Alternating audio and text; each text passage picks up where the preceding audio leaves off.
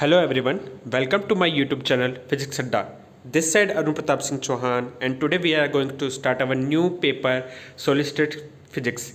This is third paper in your final year. So today we are going to study about crystal structure and their property bonds. ठीक है, आज हम हमारी पहली unit start करते हैं जो हमारी क्रिस्टलों बॉन्डिंग से रिलेटेड है। तो हम सबसे पहले देख लेते हैं कि क्रिस्टल सिस्टम होता क्या है। आखिरकार ये क्रिस्टल सिस्टम है क्या। एक्चुअली क्रिस्टल सिस्टम से पहले हम देखते हैं कि जो सॉलिड स्टेट फिजिक्स होती है वो फिजिक्स की वो ब्रांच है जो क्रिस्टल की फिजिकल प्रॉपर्टी के बारे में बताती है। इसलिए सॉलिड स्टेट फिजिक्स को बनाया गया है कि ताकि हम उसकी फिजिकल प्रॉपर्टी को जान सके। अब फिजिकल प्रॉपर्टीज होती क्या है, जैसे उनका bond strength. Many kind of solids को मिला के हम क्या स्ट्रक्चर बना सकते हैं, यानी डिफरेंट छोटे छोटे सॉलिड्स को मिला के एक बड़ा सॉलिड बनाया जाता है। जैसे आपने देखा होगा क्यूब, ये भी एक क्रिस्टल ही है। अब इसमें बेसिकली होते क्या हैं, जालक होते हैं यानी लैटिस होते हैं। और लैटिस किससे बने होते हैं, बेस पॉइंट से यानी आधार बिंदु से बने होते हैं, जिसकी हम स्टडी इस यूनिट के अंदर करेंगे। सबसे पहले हम देखते हैं कि क्रिस्टल बॉन्डिंग क्या चीज़ है। आखिरकार क्रिस्टल में किस टाइप के डिफरेंट काइंड ऑफ बॉन्ड्स पाए जाते हैं। तो हम बेसिकली देखते क्या हैं कि जो हमारे एटम्स होते हैं, डिफरेंट काइंड ऑफ एटम्स है इस स्पेस में। मान लो कि इस वक्त हम 3D त्रिविम विमा में बैठे हुए हैं, वहाँ पर डिफरेंट काइंड ऑफ एटम्स है, यानी परमाणु जो है वो मूवेबल है स्वतंत्र रूप से, इंडिपेंडेंस रूप से, यानी इनके बीच कोई अभी इंट्रैक्शन फोर्स यानी अननोन बल काम नहीं कर रहा है। तो जब तक इस पे किसी बॉडी पे फोर्स अप्लाई नहीं होगा या हम उस पर कोई एनर्जी अप्लाई नहीं करेंगे, एनर्जी नहीं देंगे, तब तक उनकी जो मूवमेंट है उस पर कोई फर्क नहीं पड़ता है, वो अपने इंडिपेंडेंटली मूव कर पाएंगे। लेकिन यदि उन पर एटम्स को परस्पर पास लाया जाए,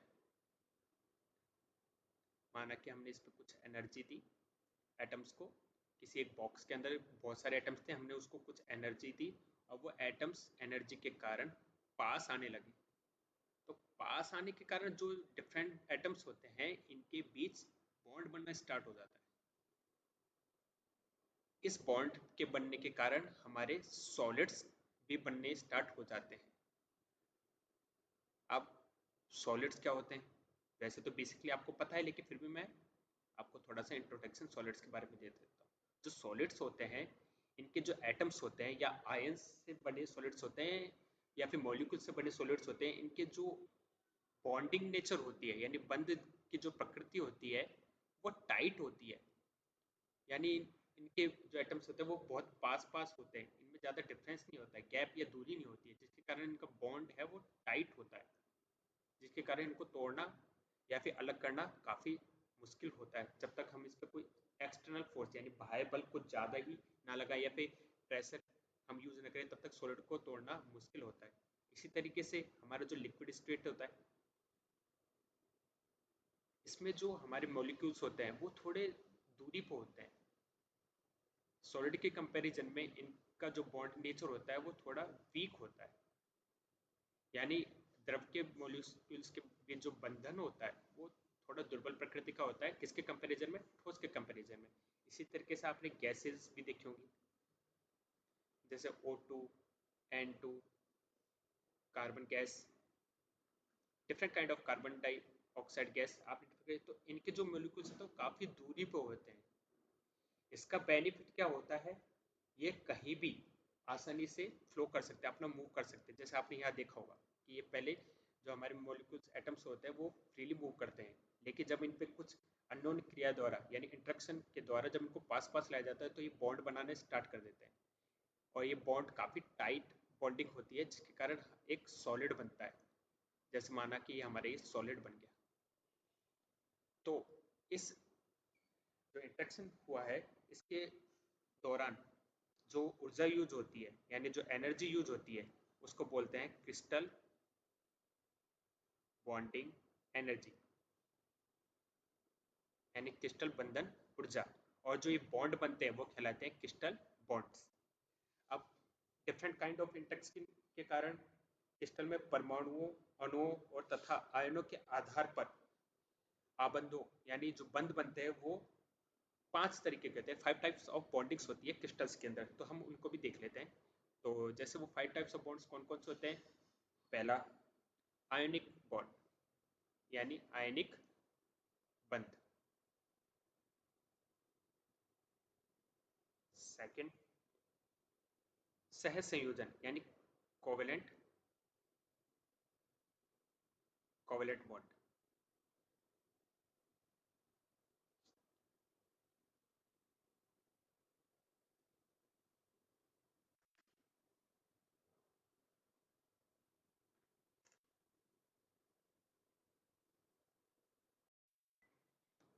मैं अपना एक बार पेन का टिप चेंज कर लेता हूँ। तो सेकंड क्या होता है, कोवेलेंट बॉन्ड। इसको हम यहाँ से मिटा देते हैं। हमारा थर्ड टाइप जो बॉन्ड होता है वो होता है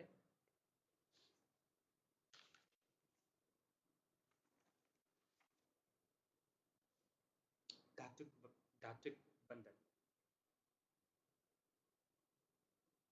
यानी मेटेलिक।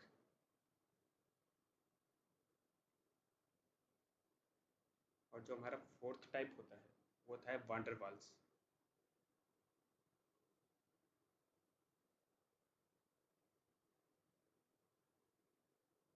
और हमारा फिफ्थ टाइप जो बॉन्ड होता है वो होता है हाइड्रोजन।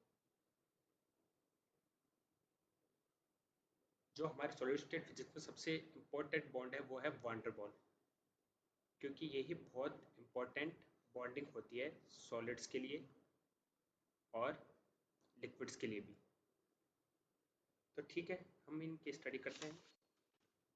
तो सबसे पहले हम देखेंगे आयनिक बॉन्ड। आयनिक बॉन्ड होते क्या है।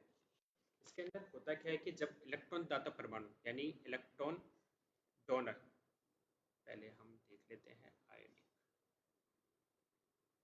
इसके अंदर क्या होता है, जो इलेक्ट्रॉन दाता परमाणु होता है यानी डोनर होता है परमाणु, किसी इलेक्ट्रॉन ग्राही यानी एक्सेप्टर, यानी इसका मतलब क्या हुआ कि ये नेगेटिवली चार्ज होता है और ये पॉजिटिवली होता है जिसको इलेक्ट्रॉन की जरूरत है।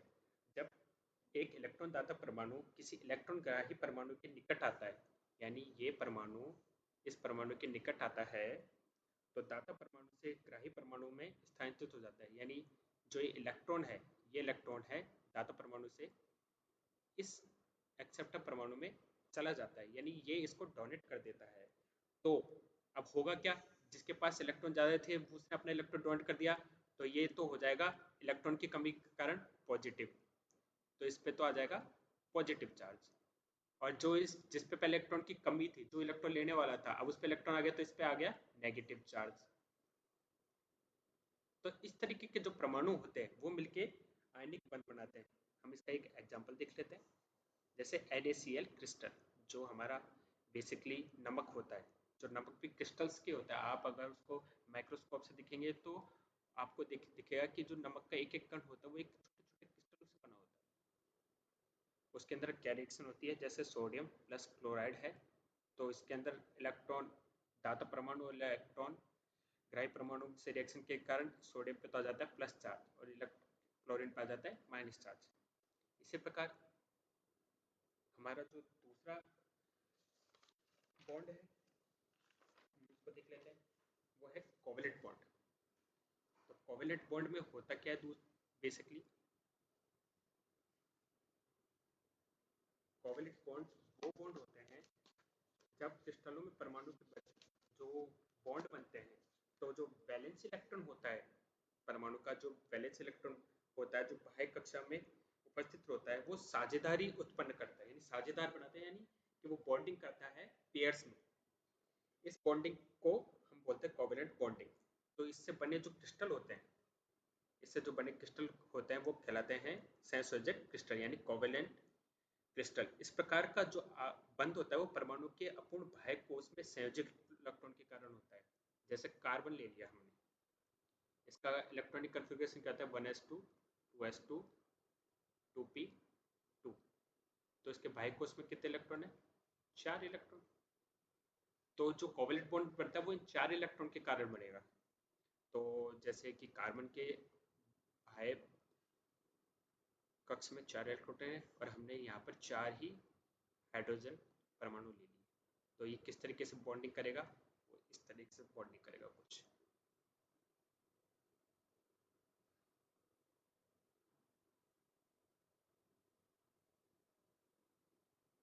तो ये जो बॉन्डिंग होती है, यानी जो बाह्य संयोजी इलेक्ट्रॉन है ये कार्बन के, वो हाइड्रोजन एटम से मिलकर कोवेलेंट बॉन्डिंग बना लेते हैं। तो इसमें कितने कोवेलेंट बॉन्ड हो गए? 4 कोवेलेंट बॉन्ड।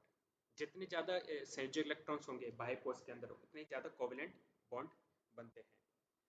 अब हम तीसरा बॉन्ड देखते हैं। तीसरा बॉन्ड है हमारा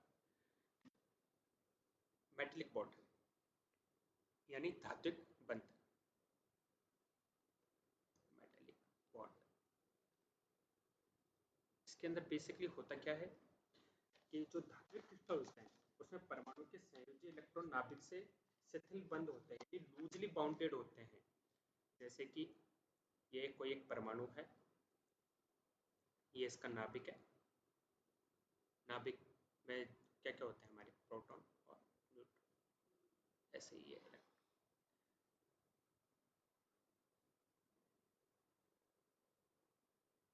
यहाँ पर हमारे इलेक्ट्रॉन्स मूव कर रहे होते हैं। तो जो इलेक्ट्रॉन्स होते हैं वो नाभिक से लूजली बॉन्ड होते हैं,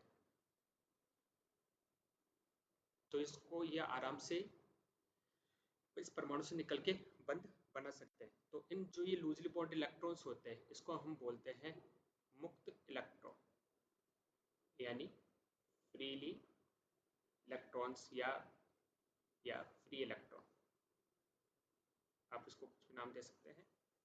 परंतु धातु के जालक में स्थित धनायनों से आकर्षण अन्योन क्रिया कर दुर्बल आबंधों का निर्माण करते हैं। तो जैसे ये दो परमाणु है, कोई जालक है, उसके अंदर दो परमाणु है, 4 परमाणु ले लेते हैं। तो इसका जो इलेक्ट्रॉन है, इसका इलेक्ट्रॉन है, इसका इलेक्ट्रॉन है, इसका इलेक्ट्रॉन है, और जो इस नाभिक है तो वो इसको अट्रैक्ट करेगा, इसका नाभिक है वो इसको अट्रैक्ट करेगा। तो ये बॉन्डिंग होती है ये काफ़ी वीक होती है, क्योंकि ये इलेक्ट्रॉन्स एक ही चालक के अंदर, एक ही लैटिस के अंदर मूवेबल होते हैं, कोई अदर स्ट्रक्चर या अदर लैटिस से जाके ये नहीं जोड़ते हैं। तो जो एक ही स्ट्रक्चर या एक ही जालक में जो बॉन्डिंग बन रही होती है वो काफ़ी वीक बॉन्डिंग होती है। तो आपके कुछ छोटे क्वेश्चन भी आते हैं एग्जाम के अंदर, अबाउट 5 to 6 क्वेश्चन 1 मार्क्स के। तो उसके अंदर पूछ सकता है कि मेटेलिक बॉन्डिंग के अंदर जो बॉन्डिंग नेचर होता है, जो हमारा धात्विक बंधन होता है, उसके अंदर जो बॉन्ड का नेचर होता है, प्रकृति होती है, वो क्या होती है? तो वो काफ़ी दुर्बल प्रकृति के बॉन्ड बनाते हैं। उसका रीज़न क्या होता है वो मैं आपको बता चुका हूँ। हम इसका एक एग्जाम्पल ले लेते हैं, कौन कौन से एलिमेंट ऐसे करते हैं, जैसे सोडियम रहा, पोटेशियम रहा, कार्बन रहा, और सभी मेटेलिक, सभी मेटेलिक्स या मेटल्स नेचर प्रॉपर्टीज। अब हमारे दो बंद और बचे हैं। इसके बाद हमारे बॉन्डिंग प्रॉपर्टीज खत्म हो जाएंगी, और एग्जाम में यही पूछता, कुछ फालतू नहीं पूछता है। मैं इसमें थोड़ा और स्लाइड ऐड कर लेता हूँ, स्लाइड कंप्लीट हो गई, इसमें मैं स्लाइड ऐड करता हूँ। उसके बाद हम आगे इसको पढ़ेंगे। तो हम अब हमारा फोर्थ बॉन्ड देखते हैं, वांडरवाल्स। वांडरवाल्स में क्या होता है? देखिए, जो गैस के अणुओं के मध्य लगने वाला बल होता है, जो गैस के अणुओं के मध्य लगने वाला बल होता है वो वंडरवाल होता है। ये गैस के अणुओं के मध्य, अणु मतलब मॉलिक्यूल्स,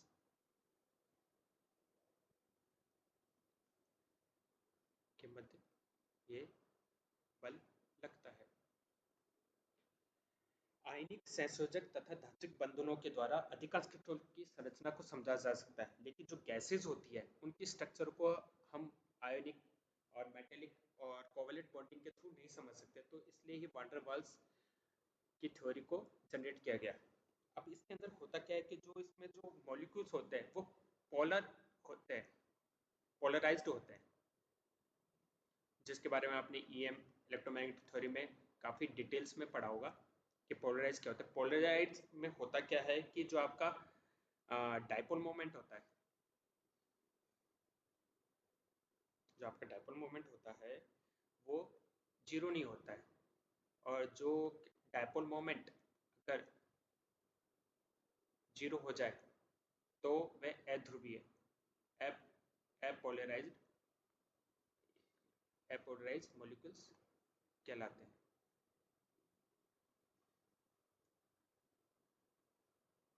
तो वान डेर वाल्स में होता क्या है कि कुछ गैसों के अणुओं की संरचना को मेटेलिक बॉन्ड्स और कोवेलेंट बॉन्ड्स से समझा नहीं जा सकता, तो इसमें वान डेर वाल्स बल ध्रुवीय अणुओं के बीच तथा ध्रुवीय अणुओं के द्वारा ध्रुवीय अणु के मध्य लगते हैं।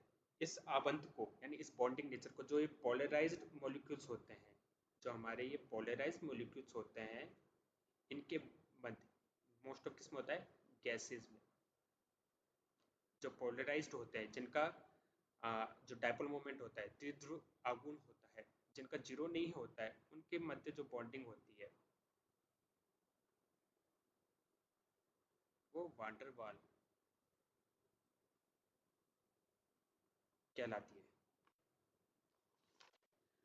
इसके एग्जांपल हम ले लेते हैं, जैसे वान डेर वाल्स को, जो वान डेर वाल्स होते हैं उसके एग्जांपल को हम NaCl के क्रिस्टल से भी समझ सकते हैं, जैसे Na+Cl, ये वान डेर वाल फोर्स भी जनरेट करते हैं क्रिस्टल के लिए, क्योंकि इनके जो मॉलिक्यूल्स होते हैं सोडियम और क्लोराइड, ये होते हैं पोलराइज्ड, इनका द्विध्रुव आघूर्ण जीरो नहीं होता है। अब हमारा अंतिम बंध बचता है, वो है हाइड्रोजन। हाइड्रोजन बॉन्ड,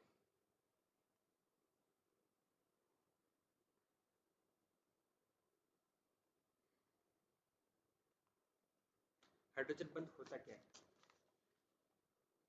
जब हाइड्रोजन प्रबल विद्युतीय तत्वों जैसे स्ट्रॉन्ग स्ट्रॉन्ग नेगेटिवली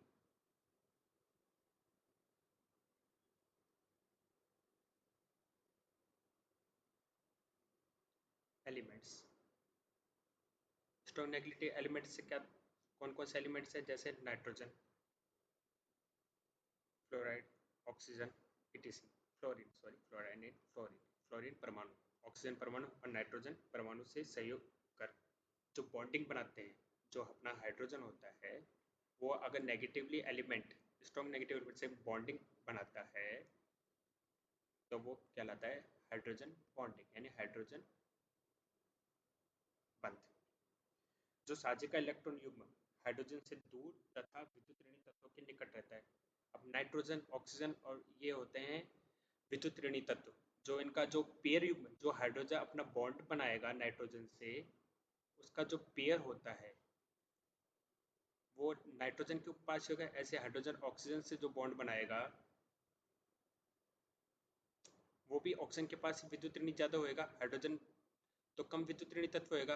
लेकिन जो बॉन्डिंग के कारण होता है, जो आपने केमिस्ट्री में भी पढ़ा होगा कि जब बॉन्ड टूटते हैं, बॉन्डिंग नेचर टूटते हैं, तो एक आंशिक जो मुक्त मूलक होते हैं वो दोनों मॉलिक्यूल्स के पास जाएंगे, तो हाइड्रोजन अगर क्या हो जाएगा, आंशिक नेगेटिवली चार्ज हो जाएगा, तो जिसके कारण ये किसकी तरह व्यवहार करेंगे, किसकी तरह बिहेव करेंगे, ये करेंगे ध्रुवीय यानी पोलराइज्ड बिहेव को शो करेंगे। तो हम क्या कह सकते हैं, जो हाइड्रोजन एटम होते हैं वो पोलराइज्ड भी होते हैं, और इनके मध्य द्विध्रुव द्विध्रुव बल जो होता है वो स्थायी होता है, यानी जो डाइपोल डाइपोल बॉन्ड होता है वो स्टेबल होता है। और वान डेर वाल्स में क्या होता है, वान डेर वाल्स में अनस्टेबल होता है,